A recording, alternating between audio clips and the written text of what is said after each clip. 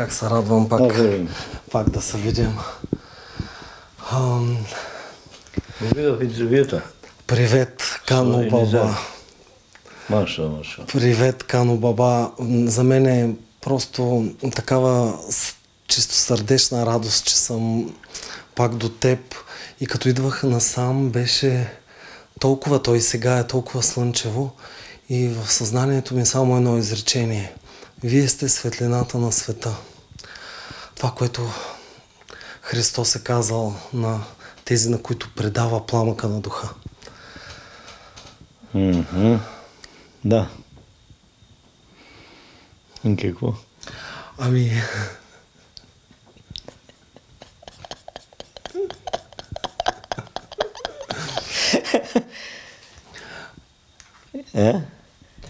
Виж, пламъка. За пламъка говориме. Окей.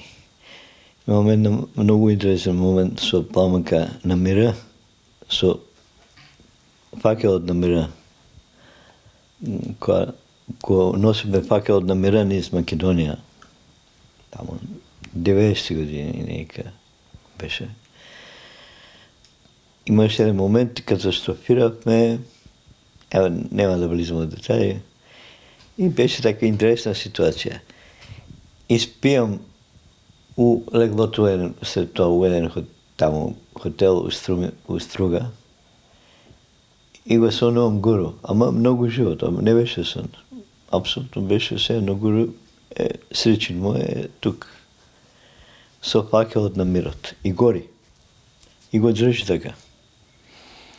И ме гледа директно очите и вика "Run!" Ама така го кажа, "Run!" Тичай.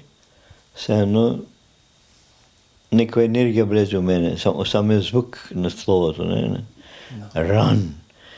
И ми го предаде факелът, запален факел, ми го предаде в ръцете. Я го взимам и кога скочи да тичам, да спие по близина, спиеше един ученик друг. И аз съм скокнал буквално и тичам. Вика, какво става? Викам, гуру ми дай факел да мира, да скочи да тичам. Това е благословията. Именно. Защото, така гледам, учителът те благословя, кога ке се отдадеш, кога си посветен, значи си готов да можеш да получиш благословията, да получиш огъня. Защо си готов? Готов си да умреш за това, кое го правиш. Защото ако не си готов да умреш, не си готов да живееш. Животът е много по-длъбоко от смъртта. Истинският живот. Той е по-длъбоки от живота, кой хората го наричат живот, и от самата смърт, koja е просто една почивка помежду некакви събития. Така да, това беше како посвещение некакво, кое почти през цялото време го сещам от гуру. И он дори да не съм от центъра, да не ги правям толкова години веќе не съм гуру напусна. И така, много работи се случва. Обаче любовта не изчезва. Защото любовта нема край. Тя е безкрайно нещо. Не свършва никогаш. Не мога да спра да имам любов към гуру, или към учителя, или към било кого. Защото същина, то е единствено нещо, кое не спасява. Само любовта. И то ги спасява хората от какво ги спасява тяхния егоизъм. Го отворя сърцето. Ни дава мъдрост. Истина. Не води към истината. Да. Това е любовта. И ето как, когато си бил готов вече да приемеш този факел на любовта, Да. и учителят ти го е дал. Да. И това обаче означава, че Бог така прави факела само достойно да се предава, така че да бъде съхранен този пламък. Да. Защото ние може да забравяме, ако сме в егото, значи не сме готови да получим този пламък. Да го получим отвътре. Той е пак отвътре, не всичко отвътре се случва. Нема отвънка нищо, ама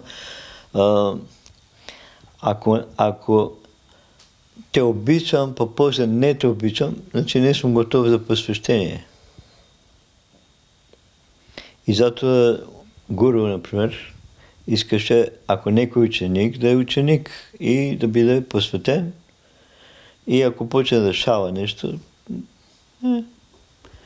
се разделяме. Да. Защото горе имаше толкова много ученици, които искаше голема посветеност и в това време дисциплина. В смисъл вътрешна дисциплина, преди всичко, защото дисциплината в същия не е външна. Той войска има дисциплина, но то не го нарича мъжта дисциплина. То е бойна дисциплина. Kao дрил, или какво нещо. Не? Докато истинската дисциплина е нещо, кое се вика осъзнаване, кое се вика съзнание. Ти се наблюдаваш и това е единствената реална дисциплина, която можеш да я прилагаш. Нищо наложено отвънка. То е вътрешно изживяване. И усещане, кое нямаш колебание. Нямаш трунка, ама може да бъде, ама не може. Просто е так. И то го знаеш 100%. Нямаш въпроси. И можем да кажем, че тази дисциплина във всяка духовна школа, в което и да е учение, при който и да е учител, е защитата да не бъдеш смукан обратно в съня на света. Именно.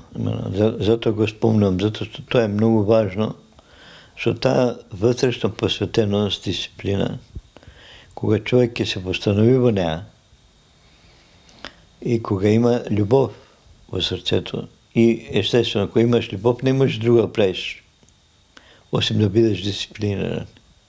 Това е любов. Дисциплината в един момент е любов. Не са две различни неща. То е едно също.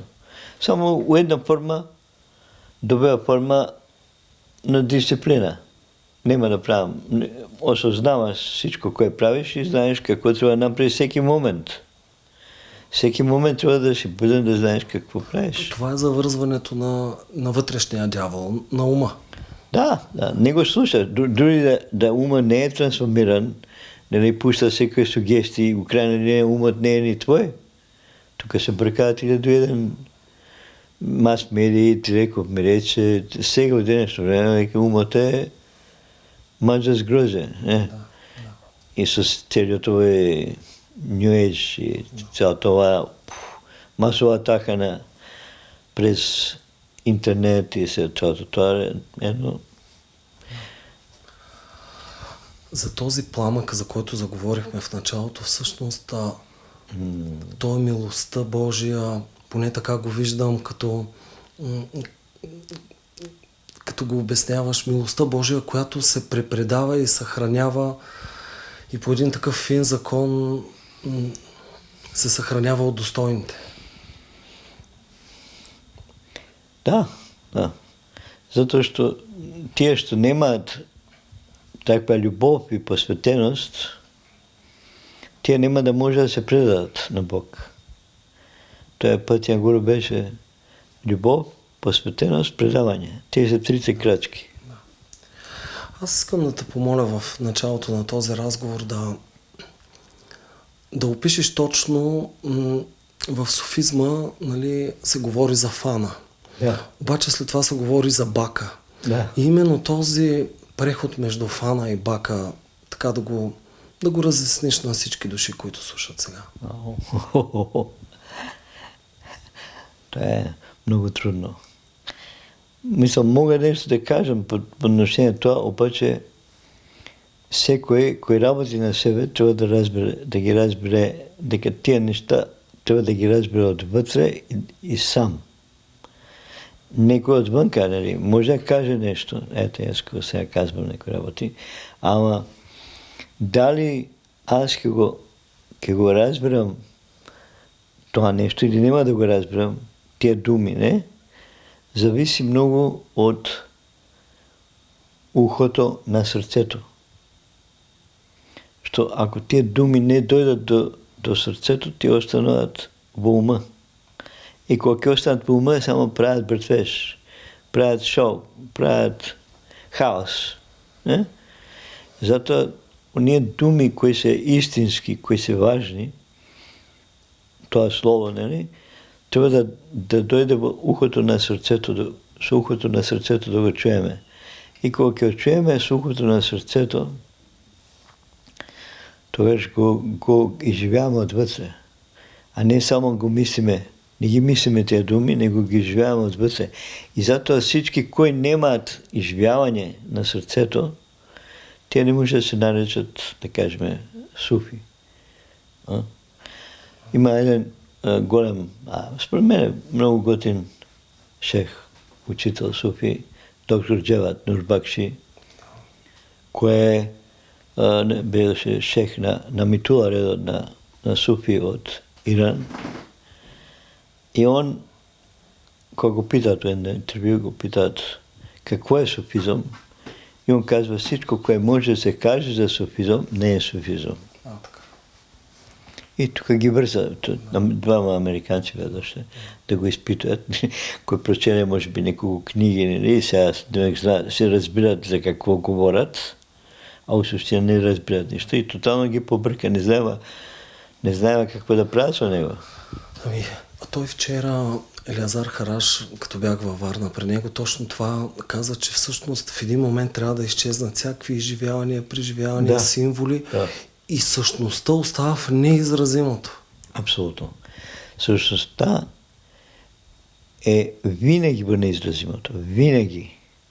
Защото изразимото винаги се забърква с окълта на Майя. Тук, не? Социалната Майя, сътвореност тук, проявеното, винаги има сянка, винаги има нещо мръсно, винаги има нещо. То е сигурността дека нема да изчезне. Той и божествено го прави. Он го прави, за да може по-дълго да трае. Така, нали, он позволява всички тези работи да... Мисля, Майя е негова творба. Да има школата. Да. Добре, но всички тези, особено в езотериката, нали, тези преживявания, било то свръхсветивни и така нататък, все пак те, значи да разбираме, че са до едно време. Всички изживявания всъщност се за изграждане на едно тело от светлина или кристално тело, което се вика бака. Тоест, кога дервиш от суфи или йоги, кой да е, нали, мислям, се върне от самади, он, за да може да го прави, да прави нещо от това, което го изживял, он трябва да има кристална, чиста место да се спусне и си има и карми, естествено, иначе няма да може да функционира тук. Обаче бака е много важна, защото тук има и в йога същото, само други термини се. Това е изграждане на едно тело, което може след самади да действа.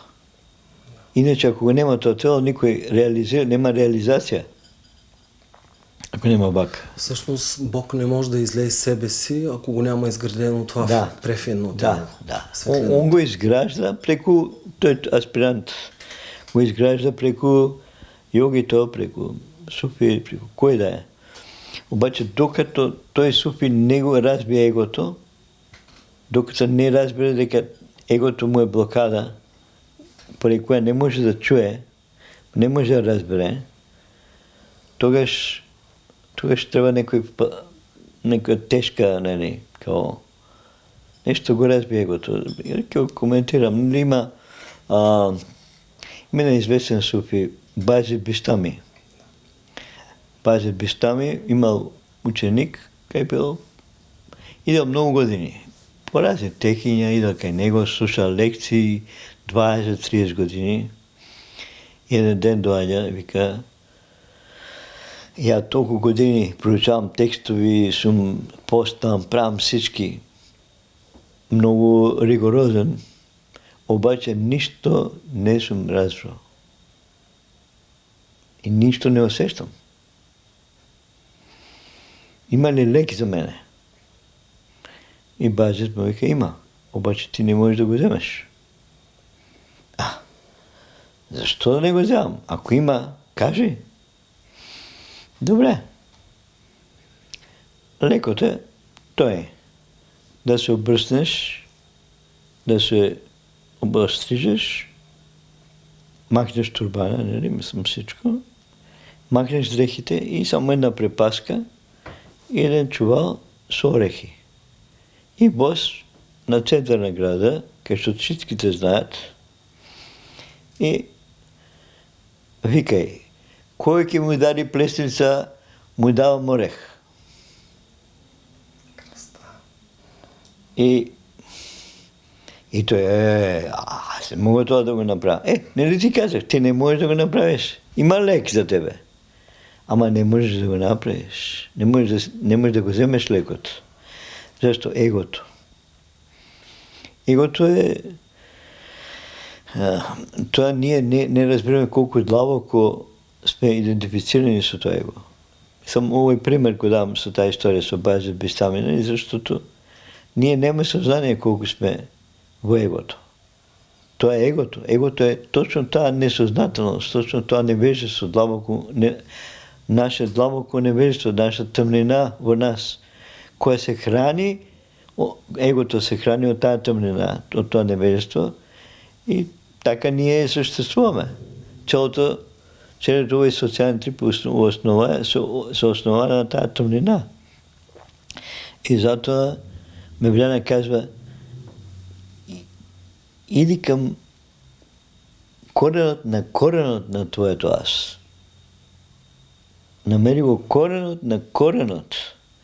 Що не е първият корен, то е невежеството, това е там тъмнина. И затова не вика, иди към коренът на твоето аз, вика, иди към коренът на коренът.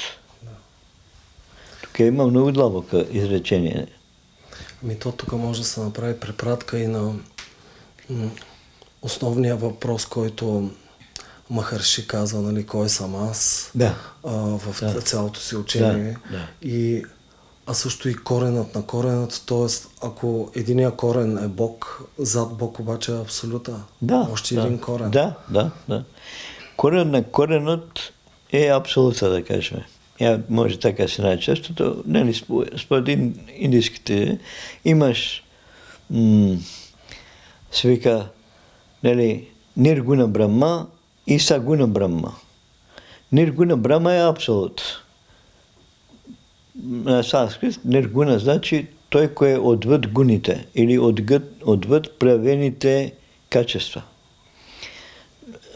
Нали, Сатва, Раджа, Тамас, то са трите гуни, с кой овой свет божественото го движи. Всъщност тези три гуни ги творят хората. Ние всички сме под влияние на тези три гуни и зато се вика Сагуна Брахма. Т.е. Бог, кой е богуните. И с тези гуни он я държи цялата това работа, функционира. Обаче истинският той е ниргуна, отвъд гуните. Или гунатит, така се вика на санскрит. Той е гунатит, отвъд гуните. И той е абсолют. Абсолют е винаги отвъд. Извън Вселената, пък вътре във всичко. Да. Той е нашата свобода. Така го живеем абсолют. Той е нашата истинска същност и нашия дом. Там откъде ще идваме. Ние идваме от него. Това е наша същност. Сега каза, нали, че и то е свободата. А има ли нещо над свободата? Како не? Свободата съществува само докато го има ума. Той винаги има нещо над. Кога го има ума, нали, имаме свобода, после има по-голема свобода, по-голема, нема ни свобода. Zato što свободата kao идея не съществува в същина. Реално погледнато. Защото ти, кой си свободен, Нема нужда да викаш аз съм свободен, аз съм свободен. Ти просто си свободен, т.е. нема свобода, кога си ти свободата. Реално свободата е за тези, които са все пак в някакво ограничение. Да. Како не? Тук зато имаме свобода, нали, човек се усеща ограничен, па му трябва свобода. Ама ако ти си свободата, тебе не ти трябва нищо. Немаш нужда. Докато имаш нужда, не си свободен. А желание да не говориме. Имаш нужда, не си свободен. Зависиш от нещо. Не? И кога си зависи, нямаш свобода. Някои хора имат по-малко свобода, таква, не може да правят нещо сами. И не са свободни, не може да правят това или онова, не? Нямат свобода. И зато им е много мъчно. Хората страдат поради това, що не са свободни. Що не можат да станат да викат или да правят. Защото нещо, телото не им е. Не? Обаче ако телото откаже да служи, тогава ще да разберат кой се. То е шанс. Зато понекогаш ни се дава такви опитности, за да изживеем директно истината. Ни отнема свободата, за да можем да открием истината. Що истината е единствено нещо, което е ценно. А то е отвъд ума. И докато сме вързани за свободата, ние не можем да открием истината. То заради това и Христос казва, истината ще ви направи свободни. Да. И не е за тази външна свобода. Абсолютно. Истината, трябва да търсите истината, истината ще ви направи свободни. Що истината всъщност е единствено нещо, според мен, което ке не освободи. Има от древните писания, вайшнавските писания, нали, той, кой е една връста визия на Васиста, мисля, на един голем мъдрец. И он вижда како кравата на дармата, на божествения закон, дойде един такъв разбойник и ги чупи краката. И накрая кравата на дармата останала само един крак да стои. Крава како стои на крака. Обаче тия 4 крака на дармата, на кравата на дармата, са различни качества, на които стои божественият закон, тук на земята. Се манифестира. Обаче той е Майя ли, како да му дават имена, той, кой ги чупи краката на дармата, той със всяка юга, нали, той чупи по един крак. И накрай ова юга, коя сме сега, ова е живот сега, всъщност останува само последният крак. А то е сатя, истината. Така да той го пише от древните писания, дека сега, ова време, фактически, в което живееме, единствена връзка с дармата, с божествения закон е истината. Докато преди можело да имало повеќе. И можело и истината, и не. Обаче сега веќе само истината може да ги спаси хората. И това е обяснението как невъзможното на външен вид е възможно за истината. Нали, да седи на единия крак. Да. Това е истината. Нема друго нещо, кое може наистина да изживееме освен истината. Директно. За да живееме директно истината, зато кой сме, трябва да изчезне ума, трябва да изчезне всички идеи на нашата външна личност, кои мислиме дека сме, не?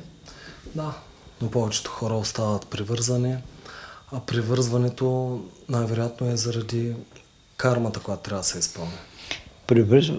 Привързаностите са причина за страданието.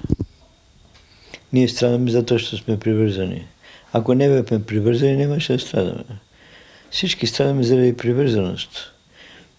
И това трябва да го разберем длабоко. ако искаме да се освободим от привързаностите. Защото привързаностите ние не ги забелезваме. Мислиме дека ги нема. Привързаности има много, ама хората не ги виждат. Не знаят за какви неща са привързани и от какви неща трябва да се освободят. За да бидат свободни. Не, под кавички нема свобода, ама все пак. Да. Да, но подобно на смирението, привързаността също не може непривързаността също не може да си я наложиш, да кажеш аз вече съм непривързан, си да симулираш. Не. Ако можеш да кажеш, тогава си голем аскетик. Някой Индия има аскетици, таква силна воля. Забива, нали, тризъбец от земята и вика Ом Нама Шивая. Не мърдам от тук 3 години. И няма да го мърдам нито един крак. Да. И остава така. Ма да имаш таква по Божия воля, това даденост, таква воля, решеност, не. А не са много такви хора, ама има. Има такви аскетици в Индия. Имаше едно време и още ги има. Не толкова често. Имаш ли съхранени будни спомени от твоите прераждания в Индия? Да, имам някои, да. Частични или? Да, частично, да. Имам един спомен, който съм много старо време някой бил някакъв. Всъщност не изглеждам така като сега. Друга коса, брада, съвсем различно, бел бе облечен. Беше някаква, това беше визия, нали, коя изживях в медитация. Нали. Изживявам някакво много интересно, длабоко спокойствие на едно место, като по подножие на планина, някоя река имаше. И гледаме на бел конь, пие вода от реката. И после ме поглежда. С едно око. И от това око излезе една златна светлина и почна да рами златен дъжд. И всичко се превърна в златна светлина. И изчезнах. Така съм добил това посвещение на коня, како да го кажем. То е посвещение. То е едно посвещение, което дано пред много години. Това беше много древен спомен. Да. И ето как есенцията обаче се съхранява. Есенцията на тези посвещения, на любовта. И всъщност, освен любовта, нещо друго остава ли между животите? Между преражданията? Не. Всичко се губи. Защото за какво ни са тези спомени? Всъщност, всички спомени ни ги взимат преди да дойме тук. Минаваме ни с едно отдело. И тук веќе се брише всичко и се раждаме. Не, тук. Обаче, трябва да забравяме. Трябва да забравяме. Ако не забравяме, това ќе биде много тежко. Со спомените се... Ако си спомняш всички прераждания, най-често, ако се даде такова нещо, има шанси да полудееш. Ами да, то, ако се помнеха спомените от всички прераждания, това означава човек да си помни грешките и дори самообвинения и какво ли не. Да. То е... Zato što vraći прераждания сме имали различни опитности, които не трябва да ги живяваме и така нататък. И според мен не е нужно изобщо да се сещаш на тях. Ако е нещо нужно, не се дава, така сега ще го спомням, то ти се дава. Той спомен ти се дава так и се сещаш. Не? За вътрешен импулс, за вдъхновение. Да. Защото всъщност ти вътрешно все едно питаш нещо, без да питаш, и после ти се отговаря, без да ти се отговаря. Уно е смисъл, като ние ще сме свикнали. Еми, ти сега се върна в началото на разговора, че най-дълбокото всъщност е неизказаното, неизреченото. Да. Това, което е необяснимо. Да. Най-дълбокото е оно, кое не е казано, кое е тишина. Нема по-мощно нещо от тази тишина. Що от тази тишина има още по-длъбоки нива, ама я казваме тишина. Веќе кога ќе влезем в тишината, се отварят и тишина, во која изчезват, да кажем, много неща и остава само есенцията на секое същество во тази тишина. Кое есенцията е всъщност тишина. За овој свет чиста тишина е, нищо нема информации. Тоа е неизговореното, безмолвното, не? Тихото. Според мен най-дълбокото нещо е тази тишина. А она има много нива, тишината. И светлината. Тази светлина е тишина, не? Кога изживяваме тази светлина и тишина, има шанси да изчезнем во нея. Во тишината и во светлината. Защото тоа е все едно се връщаш у дома. Тоа е твој дом. Твој дом е тишината и светлината и љубовта. Што љубовта е во тишината, во светлината, во неизговореното.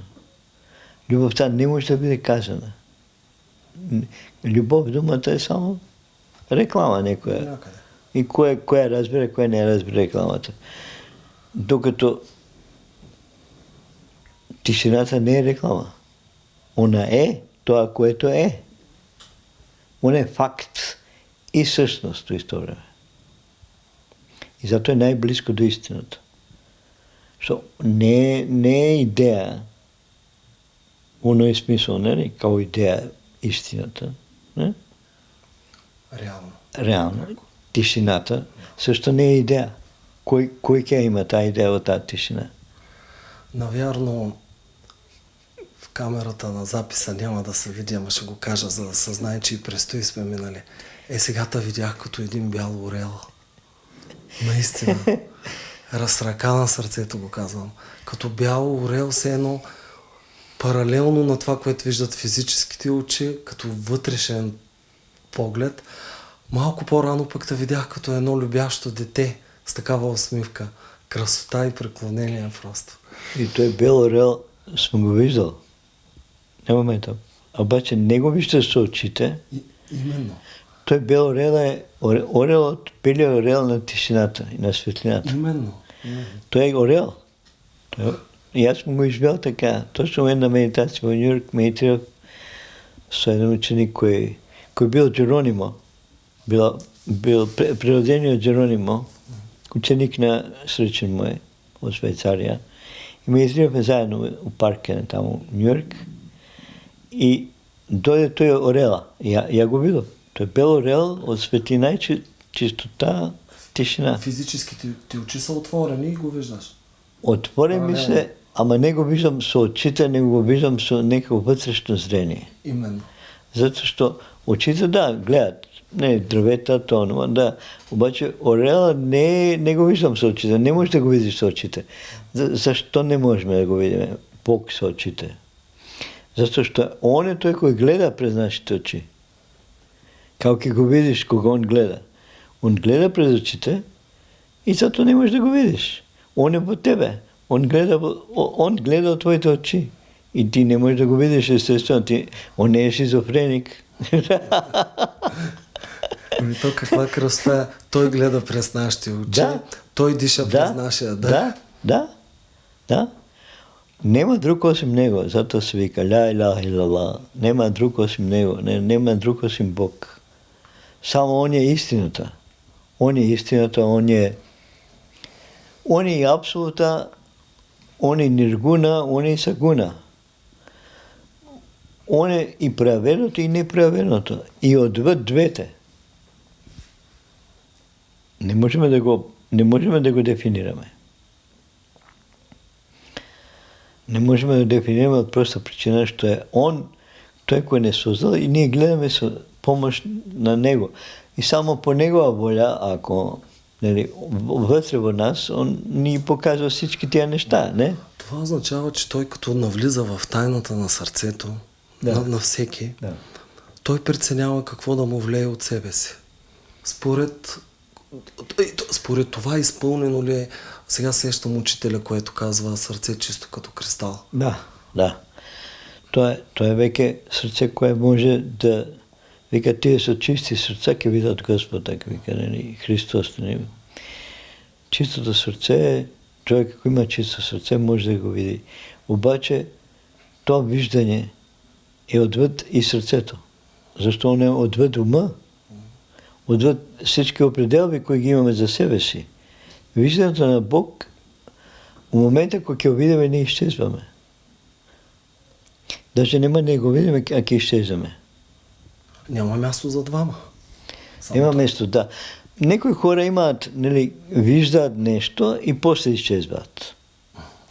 И сега имаше едно момче на интензив, нели, в Словения бе само 80 години. Он изживял некое слънце, докато идва от тоалета да се връщал и му слънце би се появило пред него. А така и му се усмихнало. И он изчезнал. Кога видел това усмихнато слънце. И вика, я изживях нещо, ама не знам дали е това директно изживяване, не, и влегло в ума после това. Умът бързо да хвърли сянка. Абсолютно. Бързо он се включва. Дори да има едно изживяване човека, специално ако има некое такво изживяване, умът иска да го замагли после това. И аз нямам право, такава е техниката, нямам право да му кажам нищо. Имам право само да го питам и живее директно кой си ти. И вътрешно му казвам, иди кей майстра.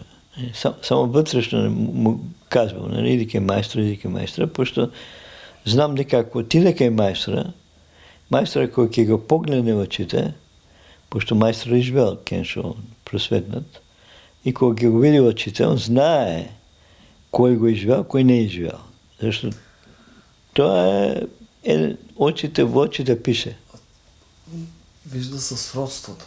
Да, точно. А пък самите очи са сродни със слънцето, нали? Точно, да, точно. Добре, има ли изживяване такова висшо или даже бих казал самадхи, което Бог така да направи, че да го скри от онзи, който го изживява, за да не се хвърли сянка на това изживяване?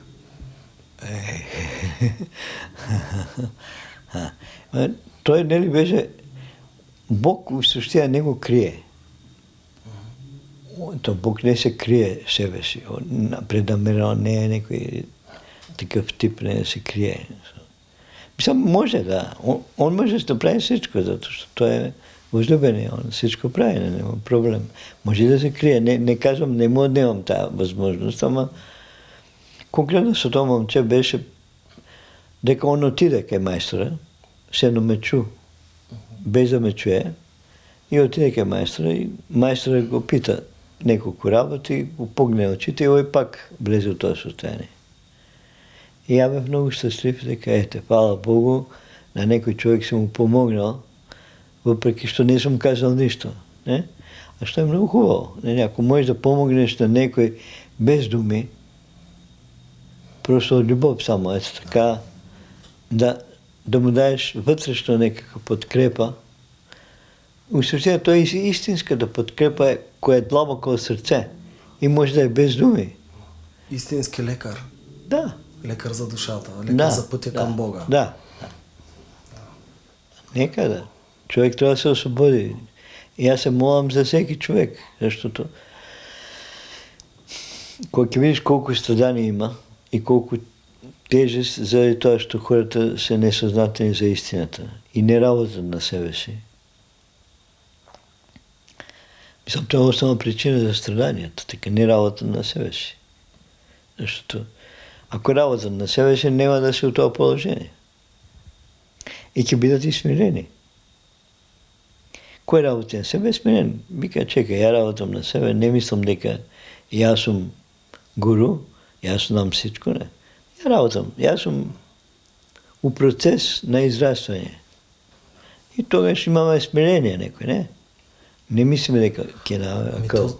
то заради това всички велики духовни учители и посветени, колкото повече разпръскват като слънце, като слънчеви лъчи Бога, който е заживял в тях, толкова повече се извисяват в степените си на смирение. Они вършат волята на възлюбения. И кога ќе влезеш во тоа течение на учителя, на гуру, тоа е како да кажем, ја преда сам ученик на среќи мој, имав 9-10 пъти живеех кеншо. Самадхи. Да, преда сам ученик. Кога станав ученик, веќе бев толку щастлив. Нещо ми казваш отвътре, ти трябва да намериш учител. Въпреки, що ги имаш всички тези изживявания. Сега много хора ще кажат, ама как ще живееш такова висше изживяване без учител? Ама той е посятото от преди, не? Да. Не, тоа е затоа што си има причини да го изживявам. Не? Ја разбирам, ама после и разбрав дека учителот е нужен по некој начин за мене, тој мен беше нужно, зашто имаше многу работи кои ги получив од мојот учител. Многу нешта. Допълнително. Голема благословија. Сум безкрайно благодарен на сречен мој. Но аз така като те слушам и такава идея изпълни съзнанието ми, че всъщност не знам дали е имало други като теб сред многобройните ученици, наши речен мой, но аз те видях като един негов тих, почти невидим помощник сред цялото това множество. Да. Защото ти не си бил обикновен ученик. И ја ги виждав същите неща, кои гуру ги виждаше. И понекогаш свикам, ја не сум ред да ги виждам тие работи, што виждав некои тъмни неща, кај учениците, работи кои ги прикриваат. Ја не искав да ги гледам и не ме интересираат, обаче одново ми ги вършат. И тоеш гуру не викне и ни изнесе една лекция. Те викат в Нью-Йорк heavy speech, тежка лекция, тежък говор. Строго ли говори?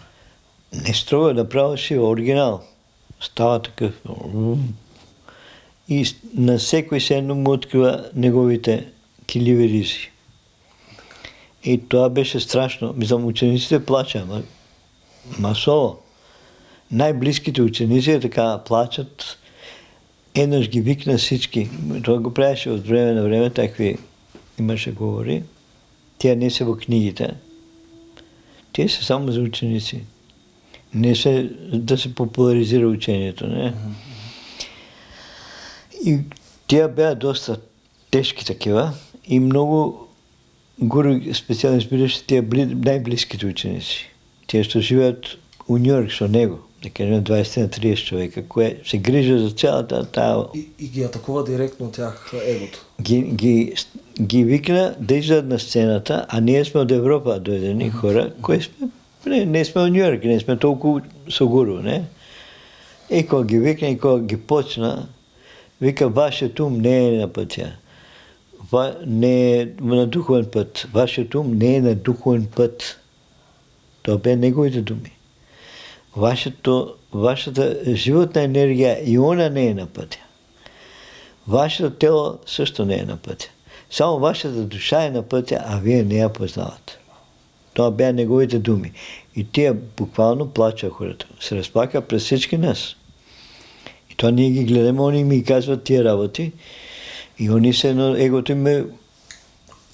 Разпилява го. Да, защото ти ги гледаш, вау, тия са близки до гуру, и ние сме... Обаче, когато ги кажат тия работи, они плачат. И други хора почнат да плачат, защото това... не говореше само за тях, говореше за много от хората. А па мене ми ставаше радостно. Я по-много се израдвах от тия говори на Гуру, много се радвах. Когато ги чуя, викам, хвала Богу, някой да каже нещо истинско. Иначе сега разбирам защо съм дошъл към Гуру. Трябваше да ги чуям овия неща, за да разбирам дека я не съм превъртял, разбираш? Не нещо да ги успокоява или само да ги Не. вдъхновява, дълбинно пречистване. Не, на момент имаше много голема строгост. Много голема строгост. Гуру беше много строг. Много строг. Мислям, не много, просто строг, защото е нужно. Ами то като качествата на Бога. Бог е хем милостив, хем излива непрестанно любовта си, обаче когато трябва е и строг. Да. Zato što ako nema ta strogost, ние ќе се спиеме уште повеќе. Учениците се возгордеат, зашто учителя им е нешто кое влечат светлина, вдъхновение, нели? И ако Гуру им даде медаля, едни ученици, 60 ученика от Германия изпева 1000 песни. Всеки ден пева по 100. 10 дена ги изпева всички 1000 пред нас. Молитвени, хвалебствени песни. Да, на Гуру песни, хвалебствени, да. И Гуру им даде на всички медаля и корона. И пише 1000 изпеяни песни, така, не. Да. А добре, имаш ли наблюдения, какво стана с учениците след заминаването на Гуру? Доста пропадат. Имам предвид тези, които са били особено в най-близкия кръг. Доста често пропадат, защото они директно се държат за жизнената енергия на Гуру. И кога веки kao жизнена енергия, да кажем, ако се държат само за жизнената енергия на Гуру, ќе изгубят подкрепата. Zato što Гуру казва, века, сега е лесно да се свързате с мене, защото ме гледате. Ама кога ќе изчезнам от физическото, он го каза, ќе биде много по-трудно да се свързате с мене. И ќе може да се свързат само тия, що разбере како да се свързат без жизнената енергия, без ума. Само тия, що веќе медитираат, кои се веќе у некој духовно ниво. Що всички кои се држат за некои външни неща, полека тия неща као умот. Тие што се во ума, по некој време тоа не им е интересно. Може тия песни или нещо им правило впечатление, изживявале нещо, обаче со време не им става, тоа сме го пеле, тоа го знаеме. Не, ставате ни. Става им малко като ежедневна храна, което е опасно. Много е опасно, zato što во ежедневието всъщност най-повече работи, ако работи, най-повече работи тој ум.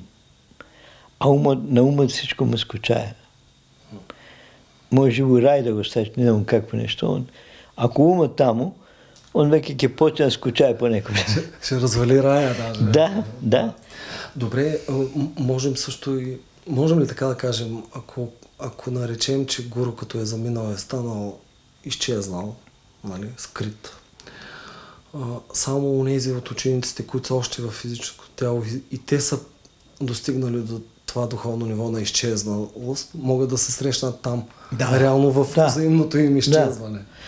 Другите, ако медитират и усещат тази присъствието на учителя, защото Гуру неговото тело е в Нью-Йорк, на това место, тенис корта, там е телото.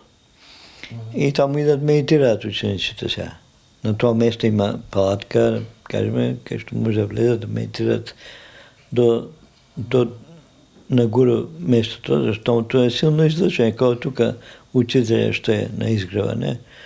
И он пак помага. Учителя на изгреване, кой ќе дойдеш? Добре, някой питат, това е енергиен отпечатък, наситеност ли е? Да. Или... Това е една връста,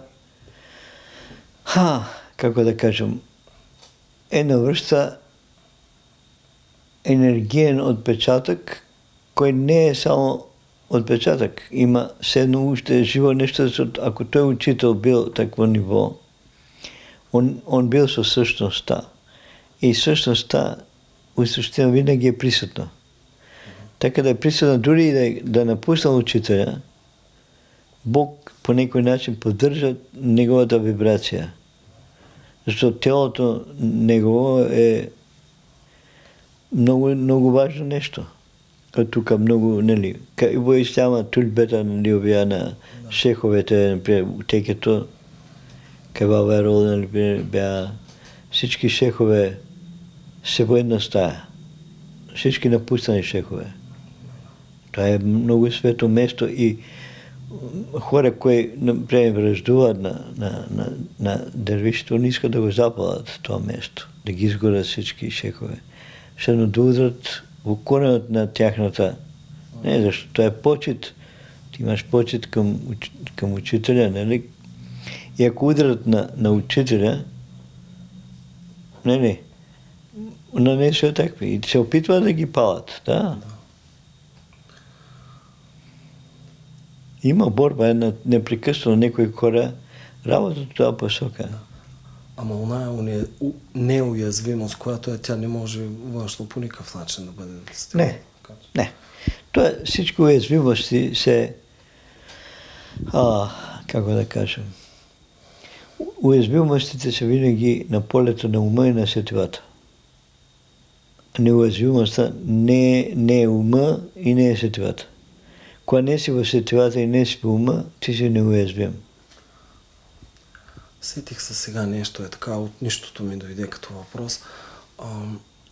Изливането на словото, на милостта на всеки учител, то това е неговата любов, неговата служба пред Бога, не пред учениците. Но самите ученици на кой да е учител, те мяркали са за това той дали правилно си извършва неговата задача пред Бога. Тяхното ниво на съзнание, развитие, динамика, поклон. Разбирам. Не би рекол дека го одржават гуру. Не. Учениците не можат. Мислам, може би некои да, обаче те, кои го одржават истински, тя не са много неизвестни, няма да ги видиш като проверят, нали? Kao neki učenici na učitelja, mnogo skromni, nevidimi, почти, ама пълни с любов и с светлина. Така и горе имаше такива. Тихи. Се вика low note, ниска. Дори да им даде горе някое задължение важно, тия пак останали от него смирени. И то ги защитава. От това да влезат пак в егото, мислят, аз съм ученик, я разбирам всичко ми ясно, аз съм чист, добър, праведен, бла-бла. А у същия не е така, не? Пак егото. Се вика духовно его, не? Да. Ето пак красотата на смирението. Все там се връщаме. Да, смирението, да. Нема, то е единствена мерка. Смирението е. Ако не се мине смирението, няма да го минем абсурда.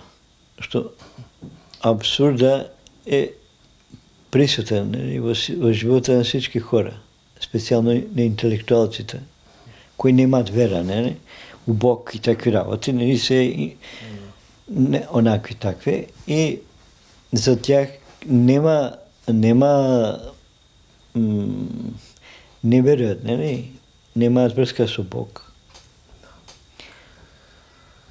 И абсурд. Абсурда е Бог и същина. Да, ама то сега като слушам, като се преодолее абсурда, се преодолява критиката, преодолява всяко осъждане и реално вече тръгваш към истинските. Абсурда е како мислям, то кое беше како да кажем, абсурда е, мислям, я го казвам, защото съм го живял, то усещане за абсурд. Преди много години, ама то беше ми беше неко мотив да се спасам от абсурда. Буквално бегаш от абсурда. И он те преследва сега, но ти диша за врата. Като живо същество. Като живо същество, буквално. Добре, но в следващия етап, като виждаш Бог навсякъде, вече абсурда той изчезва. И това е абсурда, той не е съществувал, същина никъде. Няма такова нещо. Ами то това значи означава, че днешния съвременен свят, той просто не вижда Бог. Да. Затова нарича абсурд. Да. Иначе няма. Абсурд не съществува. Това не е реалност. Ама много хора се заблудени, дори и по-интелигентни, да кажем, писатели, така нататък, Ками, Сартър, кои имат някаква мъдрост, Бекет, има някаква мъдрост в тях. Едно време съм ги чел тези книги на абсурдистите. И мене ми прави много впечатление, защо бе по този филм, като тях, разбираш. И сега, кога ги гледам, тия неща, които ни ги писа, пак намирам диаманти. И в тях. Защо всъщност не е само да ги кажем, они били тъпи. Да, били, да, на някое отделно ниво, най, ама пак били интелигентни хора. Имали дълбоки прозрения някои. Ама не може да го минат това. Това е абсурд, например. Дойдат от там и абсурд е како страданието. Страданието иде най-повече поради този абсурд. Животът е абсурден. Дали ги ядеш, няма. А в същия това не е свобода. Ем се не свободни, всичко им е абсурдно. Значи има тук голема лъжа. Ако всичко ти е абсурдно, не дай да ядеш, не дай да дишиш, айде живей директно кой си ти. Не, ако ти е абсурдно. Единствен изход. Толкова контрасти дава Бог, за да видим дълбочината на картината, дълбочината на реалността, а пък хората бягат от тези контрасти. Не ги приемат. Он дава противоположни емоции да изживяваме. Zato što Мевляна казва, тия противоположни емоции са като крилете на птицата. Едно крило и друго крило. Без тия две крила птицата не може да лети. Така да... И тия противоположности, които ги живеят хората, они са част от Божия план, част от Божията милост. Така да... И то е добро. И тия противоположности. Не си дава само едно крило, да летиш с едно крило, не? Ти дава и мъка, и радост, и така малко мъка, после радост малко. И така, и се успокояват хората, не? Въпросът е погледа да е насочен напред, дори да има мъгла. Да. Искам да те помоля да споделиш, има ли някакви, да кажем, по-специални практики или посоки, които даваш на твоите ученици, за да се вкорени любовта в техните сърца, като една вътрешна светлина?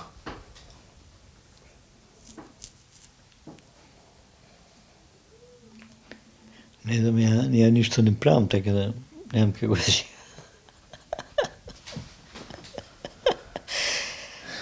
Защото около теб има хора, които са ти ученици и са в по-близко обкръжение. Обаче има много такива, които са надалече в други държави, харесват те, слушат, четат.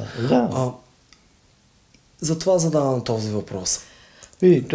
Я викам така, всичко, което е нужно, ти го носиш. И аз съм тук само да те посетам един момент.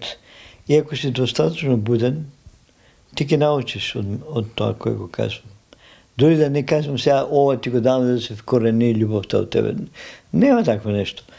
Ако ти си буден, може да кажем нещо, като някое изречение, и от това изречение, ако някой учи, ако е буден, внимава, ќе разбере дека това е най-добрият метод за него. В този момент, защо он го разбрал, он го хванал, го чул със сърцето. И кога ќе го чуе със сърцето, то е най-добро за тебе. Зато я не мислям дека учителя ги дава тия неща, него он дава една част за ония ще учат, за да вклучат. Ако не вклучат, иншаллах, няма да вклучат. Тоест, те учениците трябва да бъдат будни и да внимават. И вътрешно, и външно. Да не се спали. Що по-малко. Да. Ти беше казал преди време, че трябва да те слушат между думите. Да. Я казах и дека, ако не я чуят тишината, не може да ги чуят думите. Защото думите ги чуеш, да.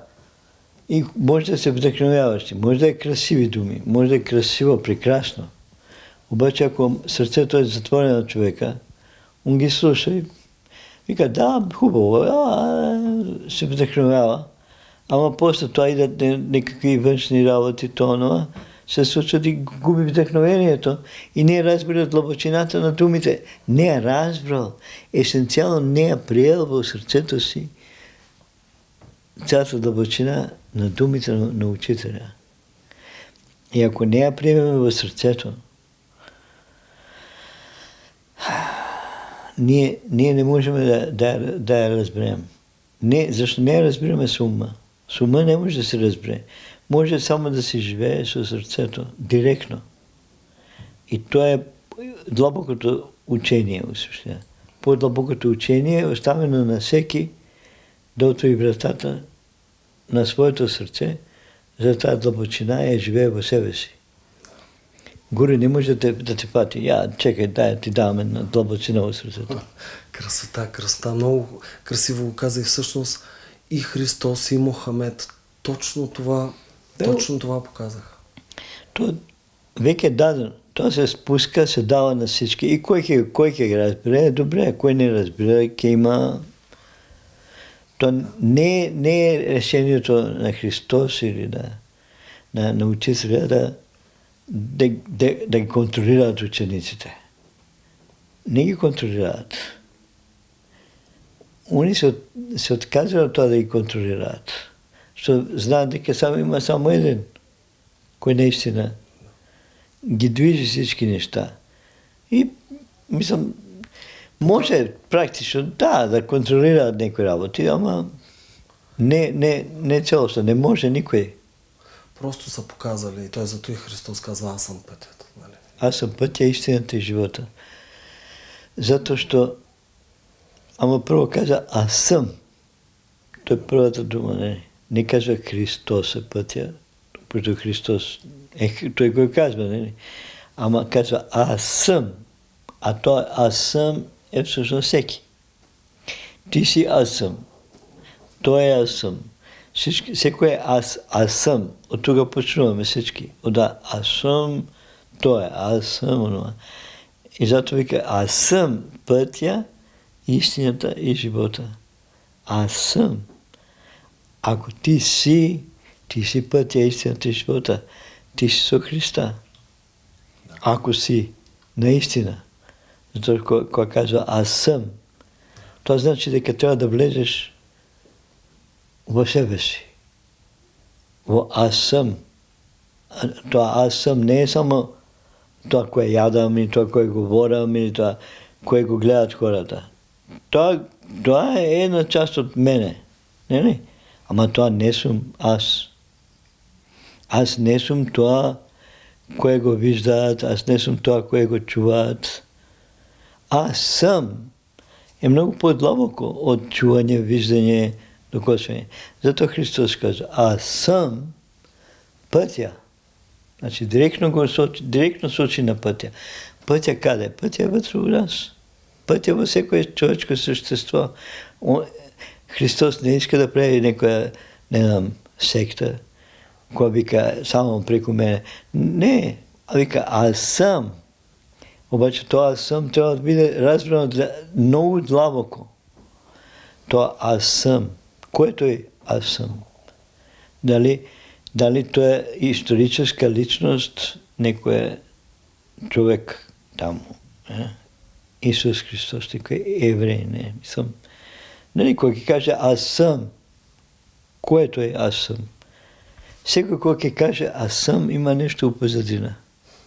Не? А Христос кога каже аз съм, тоа е нещо вау. И тоа вау ние трябва да го разбереме без думи. Он казва аз съм, но тоа аз съм трябва да го видиме во себе си. и тогава сме на пътя. Христос просто сочи пътя, дава пътя. Аз съм пътя, истината и живота. Това наистина е така. Изобщо нямам съмнение в това, дека Христос реално го казва това. Това е така. Христос наистина е пътя. Он е пътя, он е истината, он е живота. Обаче това аз съм е толкова длабоко, що във всеко човешко същество Христос не е само за християните, само за виели, само за уния, само за учени, само за ночи. Не. Това е нещо много по-длабоко от тия филми. И поставя живота след истината, което означава, че истината е причината за живота. Да. Аз съм пътя, истината и живота. Да. Значи живота от същина е истина. А и пътя е истина. Пътя е истина също. Ама докато пътуваме, нали, викаме, не, сега още не съм стигнал. Нали. Пътя е дълъг, пътя е кратък. Не. Има различни идеи за пътя. Духовен път, ваков път, път надоле, път нагоре. Мислям всеки. Обаче пътя е дал. Той е дал. Той е Божественото. Аз съм пътя. Той е дал. Аз съм истината. Той е дал. Аз съм живота. Той е дал. Това всичко е дал. Всъщност, Христос казва, аз съм всъщност всичко, което съществува. Няма нищо друго освен мене. Обаче аз съм. Аз го изживявам това в себе си. Аз съм цялото. Аз съм цялото. Ама, за да ме откриеш, трябва да дойдеш преко мене. Да. Безкрайно благодаря за тези слънчеви слова и за финала само ще прочита една формула, която съвсем наскоро даде Елиазар Хараш. Да. Той всеки път, като му кажа, утре отивам при Кано в София, той при моя брат. Ние сме братя от древността. И аз се кефам, да. Да. И формулата от Елиазар е: аз съм абсолютът, заспивай всякога с тази прамисъл.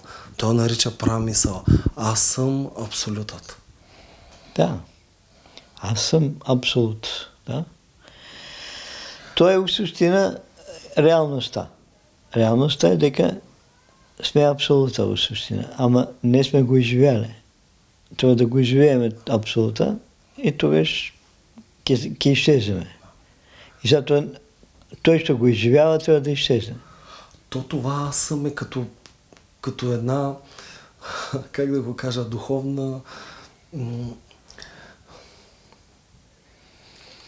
меркаба, ракета, която направо те изкарва извън цялото сътворение. Аз съм абсолюта. Връщата в древността сякаш.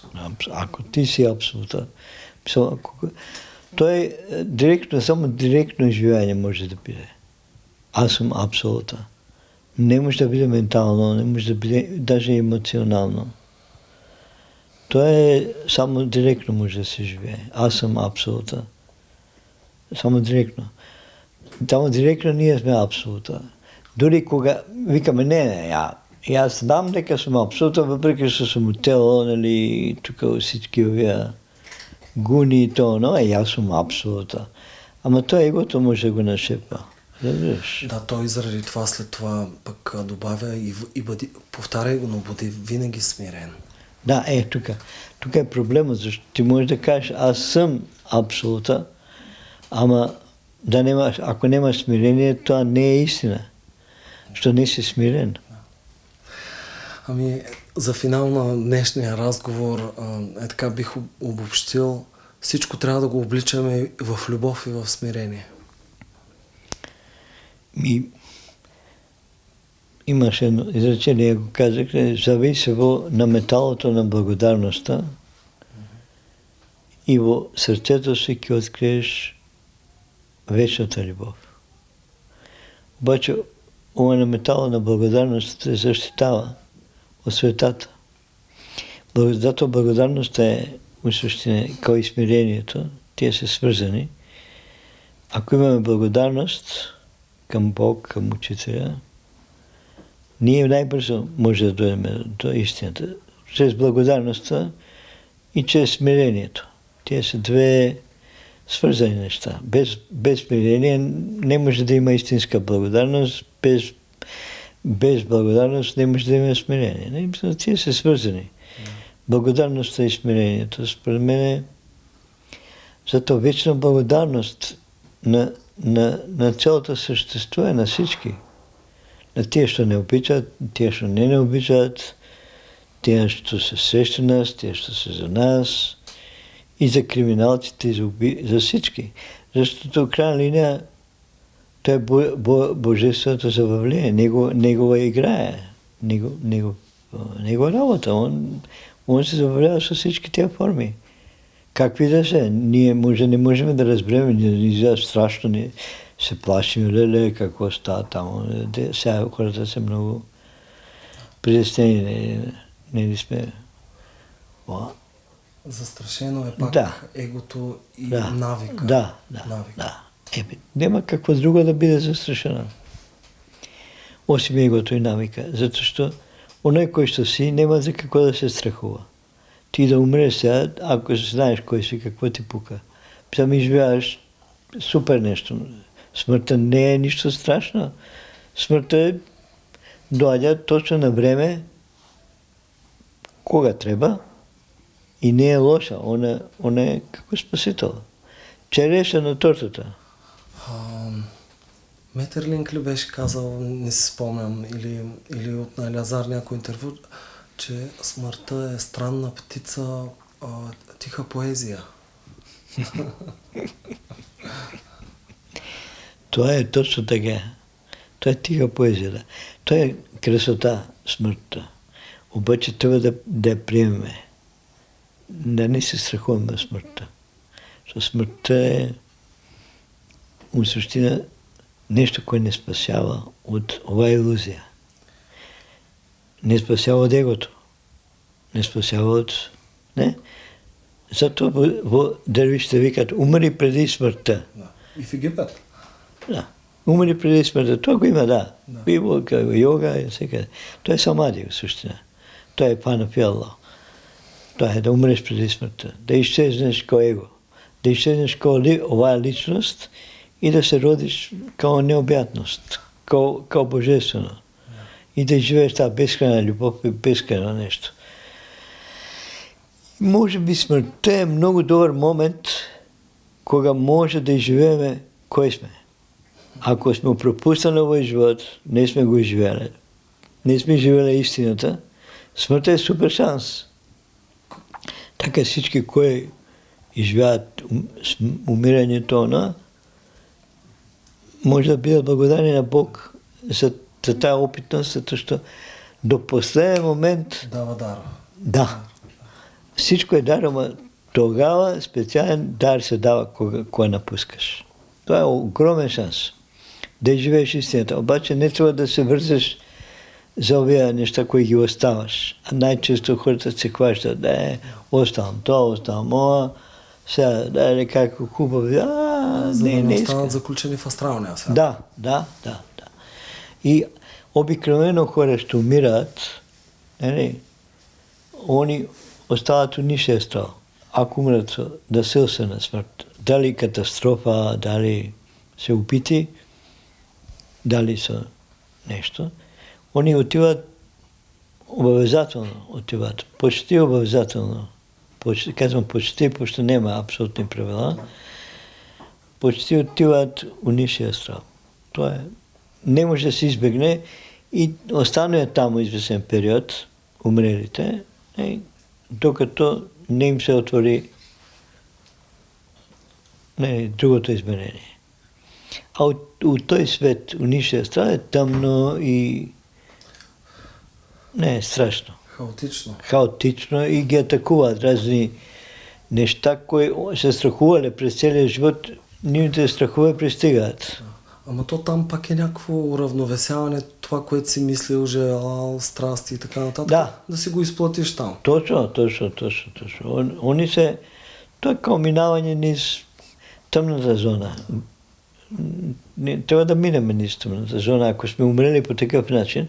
Ако умреш по такъв ненасилствен начин, тогаш може да изобщо не отиваш там. Никой, например, като Буда, като Христос, не отива там. Няколко човека попитаха, няколко души попитаха къде е отивал истинския ученик след прехода, след смъртта. Питах Елиазар и той каза, ако е бил истински ученик, отива директно в учителя. Да. Съзнанието на учителя става едно съзнание. Абсолютно. Горе беше казал така, когато някой умира от моите ученици, я ке пристигнам за него.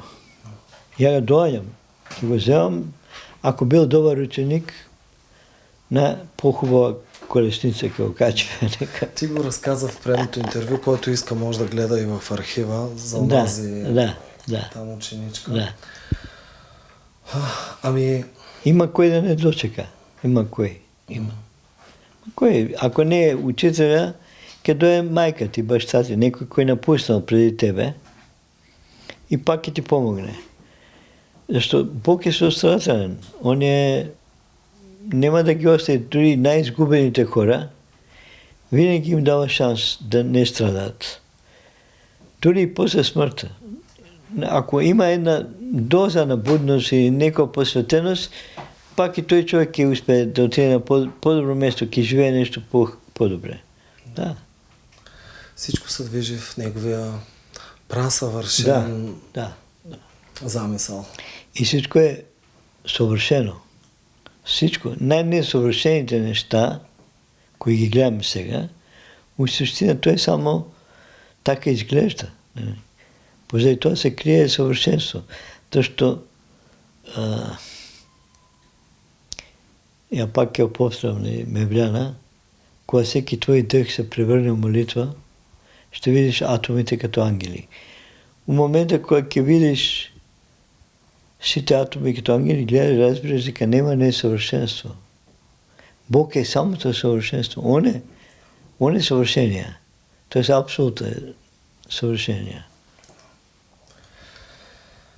Благодаря ти от сърце за словото светлина. Благодаря ти много. Благодарността е безкрайна. Иншалла, да биде, да цъфти благодарността, да се разшири благодарността и ако хората имат повече благодарност за она, кое го имат, в този момент няма да бидат толкова алчни. Според мен главният проблем е алчността и суетата. Тия две неща са много... Ние сега сме на прага на пролетта. Можем да кажем, че благодарността е една вътрешна пролет. Да, абсолютно. Благодарността е како пролетия полъх. И она е много близко до смирението и до любовта, защото с благодарността автоматски почваме да пристигаме любовта.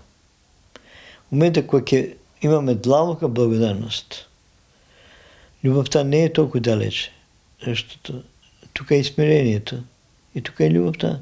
Тия три неща са много важни. Благодарността по някакъв начин отваря път за смирението и за любовта. Защото неблагодарността е точно не отделя, не откъсва от близките, от далечните, от всички. Не виждаме божественото, което е скрито във всяко едно същество, поради неблагодарност. Сега той човек, нали? А това ние цяло време имаме, нали, наши вътрешни, да кажем, критики, осъждане на хората. А то трябва човек да се освободи от това. Благодарност към хората ще роди любов между хората. Благодарност към Бога ще роди любов с Бога. Да. Защото когато сме благодарни, дори да не можем в някой момент да изразим тази благодарност, ама може да се коригираме. Ако не сме били благодарни към някого, може винаги да бъдем благодарни, да се коригираме. Нали? Кажем, благодарам той човек, некой, например, ти направил нещо, ако му благодариш, Никога не е късно. никога ще не е късно, да. И аз зато викам, благодариме на всички, нямаме оплаквания. Благодариме. Любовта е свързана с благодарността. И благодарността и любовта, ако живеем в тях, живеем с отворено сърце. Сърцето е отворено. Чим сме благодарни, имаме любов в сърцето, значи сърцето ни е отворено, не сме в егоизъм някой, не? Имаме една връща безсебичност, не? Ако благодарим, не? Благодаря ти още веднъж, че наситено ни насищаш с благодарност, смирение и любов. Благодаря. Според мен това е най-ценното нещо, всъщност. Най-ценното нещо да имаме благодарност, смирение и любов. Те са тия качества, които трябва да израснем. Всички да израснем в благодарност, в смирение и в любов. И когато израснем в благодарност, в смирение и любов, няма да осъждаме, никой няма да критикуваме, никого няма да си търсиме своето, да се караме, да се биеме, не. Само благодарим и в тази благодарност пристига Божията благословия. Защото ние не можем да получим благословията, защото ние знаеме какво трябва да стане. С егото. А това блокира благодарността и смирението и любовта. И така си блокираме освобождението, от страданието. Защо няма благодарност, няма любов, не сме ни смирени. Това е според мен най-реално да бъдем благодарни. Какво и да ни се случва, трябва да бъдем благодарни. Това е много трудно. Наистина е трудно. Трудно е за много хора. Не? Нещо. Да живеем тази благодарност или единство. Я винаги го спомням, има един в Индия, един йоги, който бил много такъв, въпреки що не говорил, бил спазвал мълчание, не? Много години не говорил. И англичани се страхували от него, по време на англичаните живеел, англичаните се страхували от този човек, защото народа много го виждал като имал абсолютна вера в него. Той бил невероятен такъв йоги. И направили така да го осъдат без негово присъствие. Да му местят някаква приказка, за да го убият. Също да го осъдат на смърт. И го осъждат на смърт за англичаните. Легално. Това няма никаква връзка с този човек. Он се медитира. Не знае какво се случва. И накрая дойде един индиец пак с копие да го бие, да извърши присъдата, да. И он тогаш го отворя очите и го поглежда. И му вика, татва Маси, ти си аз. Ти си аз. И он го бива. Ама он напуска с тези думи. Ти си аз. Убиецът в същина, неговият убиец е он. Му вика, ти си аз. Съвсем спокойно напуска самади. Не отива в нищество. Ама такъв човек няма да отиде в нищество, дори да го убият, защото он няма веке его, никакво. Всички гледа себе си. Аз съм ти, аз съм той, аз съм... Всичко. Ако съм всичко, аз може ли да мразам некого? И да се чувствам отделен? Не. Гледам дека всичко е съвършено. Той човек дойде, окей, ме убива, добре. Всичко е съвършен ред. Както мъдростта управлява редът, не се нарушава. Както любовта царува, смут не става. Както истината грее, плодът цъфти и зрее. Но това е само достъпно за пречистото съзнание. Зато се спомнят тия хора, от много са си умряли по всеки начини, се той kao запис, тая смърт, това напускане на този йоги, не? Zato što on не е изгубил любовта, не го изгубил единството с цялото преди смъртта. Нема гнев у него, нема ти ме убиваш, ти ме, не? Нема отмъстителност. Значи той човек наистина трансцендирал. Това е веке живо доказателство. Да. Маша. Абе.